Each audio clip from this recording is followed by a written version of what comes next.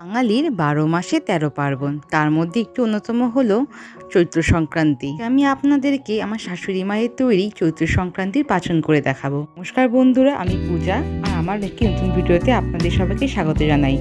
সবাইকে জানাই নববর্ষের অনেক অনেক শুভেচ্ছা ও ভালোবাসা। আশা করি আপনারা সবাই ভালো আছেন। এর জন্য আমরা একটি বড় গামলার মধ্যে কচি কাঁঠাল বা এঁচড় কেটে নিয়েছি। ছাড়াও আমরা আরও বিভিন্ন রকমের সবজি নিয়ে নিয়েছি, যেমন আলু, মিষ্টি কুমড়া, কোয়াশ, ঝিঙে, পটল, বেগুন, বরবটি, সজনে ডাঁটা, লাউ ও মিষ্টি কুমড়ার ডগা, পুঁই শাক।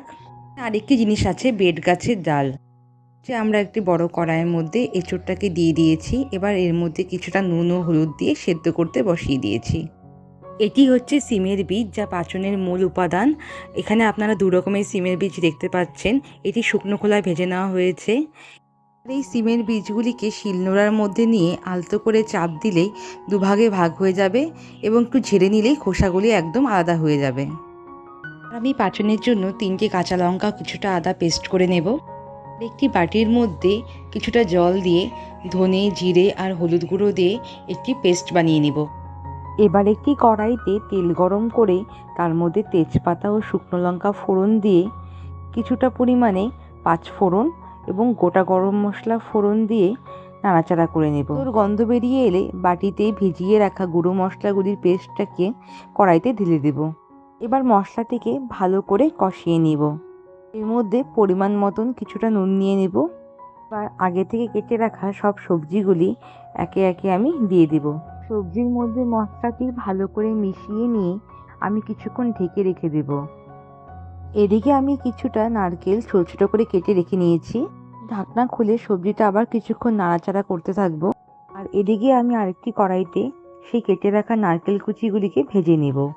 ভাজা হয়ে এলে এবার আমি ওই নারকেল কুচিগুলি একবারে এই তরকারির সাথে মিশিয়ে দেব। নারকেল কুচি দেওয়ার পরে আমি এর মধ্যে এবার সিমের বীজগুলো অ্যাড করে দেব।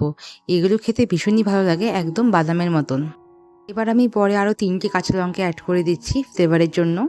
আরও কিছুক্ষণ সবজিগুলিকে ঢেকে রেখে নরম হয়ে এলে এবার এর মধ্যে আমি আগে থেকে সেদ্ধ করা এঁচড়গুলি দিয়ে দেব।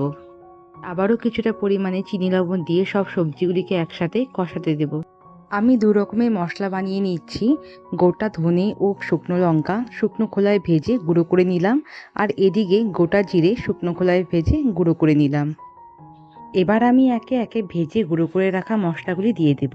প্রথমে দিলাম ধনে ও শুকনো লঙ্কা গুঁড়ো, পরে দিলাম জিরে গুঁড়ো। গুঁড়ো মশলার সাথে সবজিটি ভালো করে মিশিয়ে নেব। আমি কিছু গোটা গরম মশলা নিয়ে নিয়েছি গুঁড়ো করার জন্য। এবার আমি গুঁড়ো গরম মশলাটা সবজির মধ্যে দিয়ে দেব। শেষে আমি আমার ঘরে বানানো ঘিটি দিয়ে দেব। ঘরে বানানো ঘিয়ের ভিডিও আপনি আমার চ্যানেলে পেয়ে যাবেন, আর আমি এখানে ডেসক্রিপশন বক্সেই লিঙ্ক দিয়ে দেব। রান্না শেষ, একেবারে তৈরি চৈত্র সংক্রান্তির পাচন। খালি ও চট্টগ্রাম ডিস্ট্রিক্টের লোকেদের পাচন বানানোর নিয়ম রয়েছে। আপনাদের কার কার বাড়িতে নিয়ম রয়েছে পাচন বানানোর, আর আমার ভিডিওটি কেমন লাগলো অবশ্যই কমেন্ট করে জানাবেন। ভিডিওটি ভালো লাগলে একটি লাইক করে চ্যানেলটিকে সাবস্ক্রাইব করে দেবেন। আজকের মতন এখানেই বিদায় নিচ্ছি। ভালো থাকবেন আপনারা। Good bye.